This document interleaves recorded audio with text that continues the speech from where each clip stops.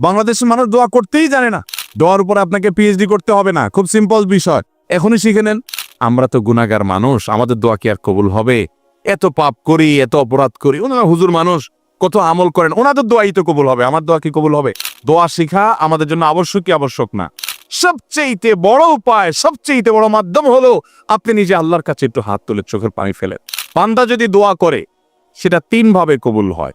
এরপরে যদি আপনি বলেন যে না আমি দোয়া করব না, আমি করতে যাই না, তাহলে আপনার মতো হতভাগা আর কে হতে পারে? করেন যে আমি তো দোয়া জানি না, আমার দোয়া কে আল্লাহ কবুল করবেন? প্রথম কথা হলো আপনি দোয়া জানেন না কেন, এই একটি কারণে আপনার নিজেরই তো শাস্তি হবে। দোয়া শিখা আমাদের জন্য আবশ্যক কি আবশ্যক না? আল্লাহ কোরআনে বলছেন উদউনি আস্তাজিব লাকুম, তোমরা আমার কাছে দোয়া করো আমি দোয়া কবুল করব। কে বলেছেন এটা? তোমরা আমার কাছে দোয়া করো আমি দোয়া কবুল করবো। আল্লাহ ওয়াদা করছেন, আল্লাহ গ্যারান্টি দিচ্ছেন যে তোমরা দোয়া করো আমি কবুল করব।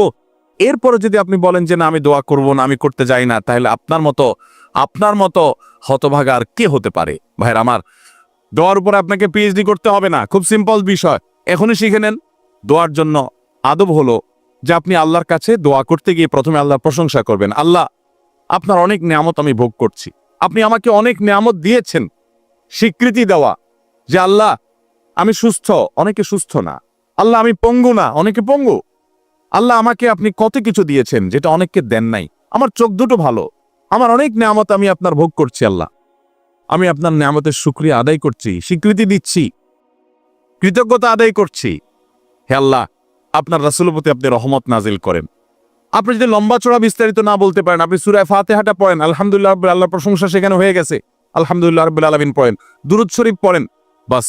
এরপরে আপনি এবার বলেন আল্লাহ আপনি আমাকে মাফ করে দেন। আল্লাহ আমার বাবা চলে গেছেন, তাকে মাফ করে দেন। আল্লাহ আমার মা দুনিয়া থেকে চলে গেছেন, তাকে মাফ করে দেন। ভাইরা আমার, আসল কথা হলো আমরা সেই ব্যথাটাই অনুভব করি না। বাংলাদেশের মানুষ দোয়া করতেই জানে না, আর আপনাদেরও শেখা উচিত। কতকাল আপনি হুজুর দিকে চায়ে থাকবেন? বাংলাদেশের মানুষকে দেখা যায় ঘর উদ্বোধন করবে, হুজুর লাগবে। গাড়ি কিনছে নতুন ট্রাক, দোয়া করতে হুজুর লাগবে। ছেলের খাতনা করাইছে, হুজুর লাগবে। বাপ মারা গেছে, হুজুর লাগবে। প্রতিটা কাজে হুজুর। বাংলাদেশে মানুষ দোয়া করতে জানে। মসজিদে নামাজের পরে সম্মিলিত মোনাজাত যেসব মসজিদে চালু আছে তারা করে, বেশিরভাগ মসজিদে চালু আছে বাংলাদেশ। আপনারা দেখবেন যে কোনো ব্যক্তি হয়তো নামাজের পরে জিকির আজকার তাসবিহ যেগুলো মাসনুন ওজিফা আছে সেগুলো করতেছে, এদিকে ইমাম সব হাত তুলছে। তো কেউ যদি ওই টাইমে একটু জিকির আজকার করে তো আশপাশ থেকে দেখবে মানুষ এভাবে গুতা মারে। তার মানে ওই যে রেডিমেড দোয়ার বাইরে দোয়া আমাদের দেশে মানুষ করতে জানে। ভাইরা আমার, খুব আফসোসের সাথে কথাগুলো বলা। আমরা দোয়া করা শিখবো তো ইনশাআল্লাহ। দোয়া না করার জন্য ইবলিস আমাদেরকে একটা যুক্তি দিচ্ছে, সেই যুক্তিটা শুনেন। সেই যুক্তিটা হলো, প্রথমটা তো এটা যে আমরা দোয়া করতে জানি না, তো আমি শিখাই দিলাম দোয়া করবেন কেমনে। সূরা ফাতিহা পড়বেন, দুরূদ শরীফ পড়বেন, দোয়া শুরু করবেন, ব্যাস। বাংলা আল্লাহ প্রশংসা করে দুরূদ শরীফ নবীর জন্য করে পাঠ করে এরপর তো আল্লাহর কাছে মনের চাওয়াগুলো পেশ করবেন। নবী করিম সাল্লাল্লাহু আলাইহি সাল্লাম বলেছেন, হারাম কোনো কাজের এবং আত্মীয়তার বন্ধন ছিন্ন করার জন্য যদি কেউ দোয়া না করে, বান্দার দোয়া কবুল হবেই হবে যদি সে সঠিকভাবে দোয়া করে, অন্তর থেকে দোয়া করে। কারণ গাফেল অন্তর দোয়া আল্লাহ তাআলা কবুল করেন না। আপনার মায়ের পেঁয়াজ দরকার নাই, আপনি কোনো কথা বলতে জানেন না, ভাই যে বোবা, তারও তো মনের চাওয়া আছে, আছে না নাই? তো আল্লাহ তাআলা তার মনের চাওয়া বুঝেন না?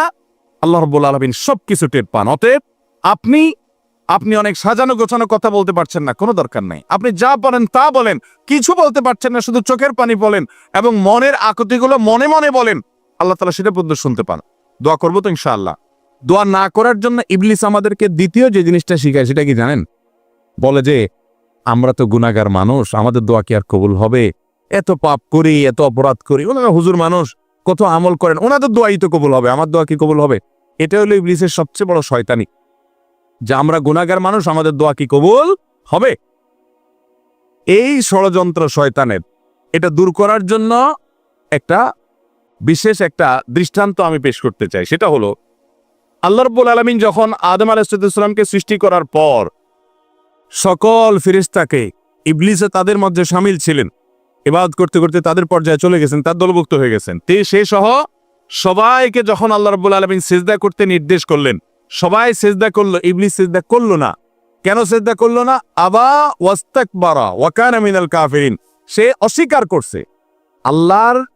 আল্লাহর সামনে সরাসরি আল্লাহর নির্দেশকে অস্বীকার করা, ডিনাই করা, এটা তো বিদ্রোহ করার শামিল। এটা সাধারণ কুফরি না, এটা বিদ্রোহ। আপনি আপনার আব্বার একটা কথা শুনলেন না, এটা তার অগোচরে শুনলেন না, এটা একটা জিনিস। কিন্তু সামনাসামনি আপনাকে বললো এটা কর, আপনি বললেন আমি করব না, এটা আরেক জিনিস। কিন্তু এটা কিন্তু রীতিমতো বেয়াদবি এবং বিদ্রোহ। ইবলিস সেই কাজটা করছে। বোঝার চেষ্টা করেন, এইরকম জঘন্য অপরাধ যে আল্লাহ রাব্বুল আলামিনের সামনে সরাসরি বিদ্রোহ করা, সরাসরি বেয়াদবি করা। কার সামনে বেয়াদবি? কোন প্রধানমন্ত্রী প্রেসিডেন্টের সামনে না, যাদের সামনে বেয়াদবি করলে কল্লা উড়ে যাবে। স্বয়ং সৃষ্টিকর্তার সামনে বেয়াদবি। প্রধানমন্ত্রী এবং প্রেসিডেন্ট তো পরের কথা, দুনিয়ার সকল প্রধানমন্ত্রী প্রেসিডেন্টের বানানেওয়ালা রব, তার সামনে বেয়াদবি করছে কে? ইবলিস। বোঝার চেষ্টা করেন, পরিস্থিতিটা বোঝার চেষ্টা করেন। ওই টাইমে আল্লাহ রাব্বুল আলামিনের রাগান্বিত হওয়ার কথা কি কথা না? আল্লাহর নাফরমানি যত মানুষ, যত সৃষ্টি যতভাবে করুক, ইবলিসের চাইতে এইরকম বেয়াদবি নাফরমানি আল্লাহ সৃষ্টি জগতে কেউ করেও নাই, কিয়ামত পর্যন্ত কেউ করবেও না। এইরকম নাফরমানি করেছে, আবা ওয়াস্তাকবার, অহমিকা করেছে, দম্ভ করেছে আল্লাহর সামনে দম্ভ। ভাইরা আমার, সিচুয়েশনটা বুঝলেন তো যে পরিস্থিতি কি? মজার বিষয় হলো এইরকম আল্লাহর রাগের সময় পর্যন্ত ইবলিস কিন্তু আল্লাহকে খুব ভালো করে চিনত, কারণ কাছাকাছি থেকে ফেরেশতাদের মধ্যে বাদবন্দি করছে। আল্লাহর রহমত যে তার গোসার উপরে গালেব থাকে, সাবাকাত রহমতি আলা গাদাবি, অর্থাৎ হাদিসে কুদসিতে আছে আল্লাহ তাআলা বলেছেন যে আমার রাগ এবং ক্রোধের উপরে আমার রহমতটা বিজয়ী হয়েছে। ইবলিস সেটা জানতো, এই জন্য ওই রাগের সময়ে বেয়াদবি করেছে। ওই সময়টাতে হুট করে ইবলিস একটা দোয়া করে বসলো আল্লাহর সামনে। খেয়াল করে কি দোয়া করছে? রব্বি ফানজিরনি ইলা ইয়াউমি ইউবআসুন, আল্লাহ আমাকে আপনি সুযোগ দেন। আল্লাহ যখন বললেন ফখরুজ মিনহা ফাইন্নাকা রাজিম, যাও বের হও জান্নাত থেকে, তুমি বিতাড়িত, তোমাকে তাড়িয়ে দেওয়া হলো। ওই টাইমে আল্লাহ তাআলা রাগ হয়ে বের করে দিয়েছেন। ভয়ে তো এই টাইমে আল্লাহর কাছে কিছু বলার কথা না, কিন্তু ইবলিস ওই টাইমে আল্লাহর কাছে দোয়া করে বসছে। কি দোয়া? আল্লাহ আমাকে কিয়ামত পর্যন্ত কি দেন? হায়াত দেন, আর শয়তানি করার সুযোগটা দেন। যে আদমের কারণে আমার জান্নাত থেকে বের হতে হলো, এ আদমের সন্তানদের প্রত্যেকটা মানুষকে আমি পথহারা করে ছাড়বো। এই জন্য একটা জিনিস খেয়াল করেন, নামাজ পড়তে আরাম লাগে না কষ্ট লাগে? তাহলে তো সব ফেরেশতা, এরা কিসের ওয়াজ টোয়াজ করবো, আর দরকার আছে এখানে কোনো? এগুলো সব সাক্ষাৎ ফেরেশতা। আমার তো কষ্ট হয়, ফজর নামাজে উঠতে কষ্ট হয় না আপনাদের? আপনাদের তো আরাম লাগে বলতেছেন। শরীরটা একটু মেজমেজ করে না? অলসলের ভাব আসে না? আপনার তো আসে না মাশাআল্লাহ। সাক্ষাৎ বুজুর্গ সব। আচ্ছা ভাই, আমাদের ভালো কাজ করতে কষ্ট লাগে, আচ্ছা খারাপ কাজ করতে কষ্ট লাগে? জেনার দিকে মানুষের মন আকৃষ্ট হয় কি হয় না? হারাম উপার্জনের দিকে মন টানে কি টানে না? 2 নম্বর কাজ দিকে মন টানে কি টানে না? কিন্তু ভালো কোনো কাজ দিকে তো মন টানে না। কাহিনী কি? এখানে কেউ একজন কাজ করছে পেছনে, নেপথ্যের মহা শত্রু আছে যে পেছন থেকে কাজ করছে, তার নাম কি? ইবলিস। এবং এ বিষয়ে আমি কথা বললে কয়েক ঘন্টা কথা বলতে হবে।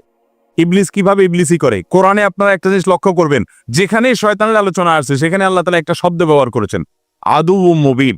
শয়তান তোমাদের শত্রু। কিরকম শত্রু? প্রকাশ্য শত্রু। শয়তান দেখছেন কোনোদিন আপনারা? আল্লাহ বলছেন প্রকাশ্য শত্রু। এক জায়গা না, যেখানেই শয়তানরে বলছেন শত্রু, সেখানে আল্লাহ বলছেন প্রকাশ্য শত্রু। গোপন শত্রু বলেন না আল্লাহ তাআলা। কাহিনী কি? এই জন্য বললাম যে শয়তান নিয়ে কথা বলতে কয়েক ঘন্টা বলতে হবে। শয়তান নিয়ে আমার একটা আলোচনা করার পরিকল্পনা আছে, রেডি করে রেখেছি, কোন এক জায়গায় আমি বলবো। আজকে সেটা নিয়ে আলোচনা ইস্যু না, মূল ইস্যুতে আবার ফিরে আসি। শয়তান যখন আল্লাহ তাআলার এরকম রাগের সময়, ফখরুজ মিনহা ওখরুজ মিনহা ফাইন্নাকা রাজিম, বের হও জান্নাত থেকে, তোমাকে তাড়িয়ে দেওয়া হলো। রাগের মুহূর্তে আল্লাহ বাইর করে দিলেন। আমাদেরকে এরকম রাগের মুহূর্তে বের করে দিলে আমরা আবার তার কাছে কিছু চাইতে যাবো? যেমন তো থাপ্পড় খাবো কিছু চাইলে, চাওয়ার সময় হলো রাগের মুহূর্ত। ইবলিস ওই টাইমে আল্লাহর কাছে বলছে, আল্লাহ শয়তানি করতে চাই। এই মানুষ যাদের কারণে আমার জান্নাত থেকে বের হতে হলো, লাকুদান্না লাহুম সিরাতাকাল মুস্তাকিম, আল্লাহ আপনার সিরাতে মুস্তাকিমের প্রতিটি মোড়ে মোড়ে আমি বসবো। লাকুদান্না আরবি গ্রামারের ছাত্ররা বলতে পারবেন, লামে তাকিদ নুনে তাকিদ সাকিলা, অবশ্যই আমি আপনার পথে আসার জন্য যে সিরাতে মুস্তাকিম, ওই সিরাতের মুস্তাকিমের রাস্তায় আমি বসবো। বসে আমি তাদেরকে গোমরাহ করব।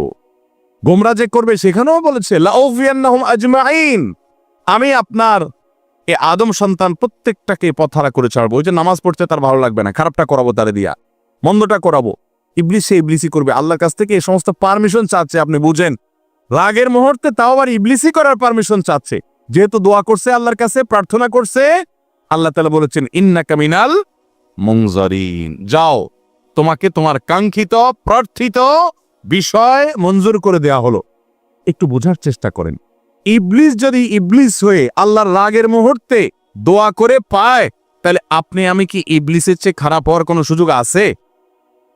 তাহলে আমাদের যদি মনে হয় যে না আমরা তো গুনাহগার মানুষ, আমাদের দোয়া কি কবুল হবে, তাহলে বুঝতে হবে এটা ইবলিস আমাদেরকে দোয়া থেকে বঞ্চিত রাখার জন্য নেক্সট সুরতে ধোঁকা দিচ্ছি।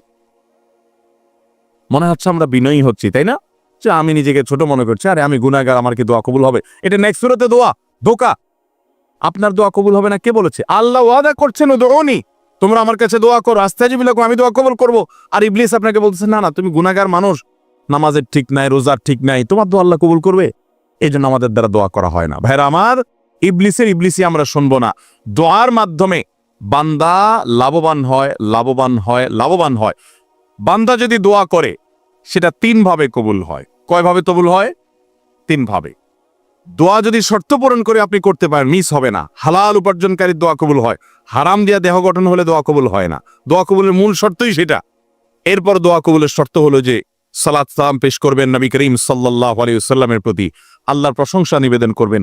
এর মাধ্যমে দোয়া করলে দোয়া কবুল হবে। ভাইরা আমার, আপনি যদি দোয়া করেন, নাম্বার 1, যা চাইছেন আল্লাহ তা আপনাকে দিবেন। এটা হলো দোয়া কবুলের একটা পদ্ধতি। চাইছেন একটা, আল্লাহ দিয়েছেন আরেকটা, সেটাও দোয়া কবুলের পদ্ধতি। আপনি মনে করতেছেন যে আমার এই মুহূর্তে পানি হইলে মনে হয় লাভ হবে, আল্লাহ তাআলা আপনাকে হয়তো পানি না দিয়ে আরেকটা দিয়েছেন যেটা আপনার এর চেয়ে বেশি ইম্পর্টেন্ট, আপনি নিজে জানেনও না সেটা। তো দোয়াটা সেভাবেও কবুল হয় যে আমি যা চাইছি তা হয় নাই, কিন্তু অন্য কিছু হয়েছে যা আমি চাই নাই। এটা দোয়ার মাধ্যমে হয়। তৃতীয়ত, বান্দার দোয়া কখনো কখনো আল্লাহ দুনিয়াতে কিছুই দেন না দোয়ার বিনিময়ে। আল্লাহ কাছে চাইছে, আল্লাহ এটা দেন, আল্লাহ দেয় নাই, কিন্তু আখিরাতে আল্লাহ তাআলা তার জন্য সওয়াব রেখে দিয়েছেন। কারণ দোয়া বান্দার বৃথা যায় না।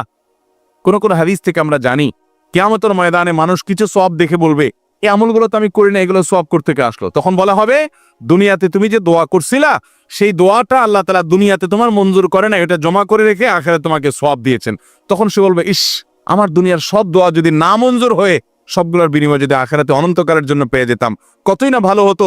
দুনিয়ার জীবন তো সংক্ষিপ্ত ছিল, এখানে তো অনন্ত অসীমকাল ভোগ করবো। অতএব দোয়া করবো তো ইনশাআল্লাহ।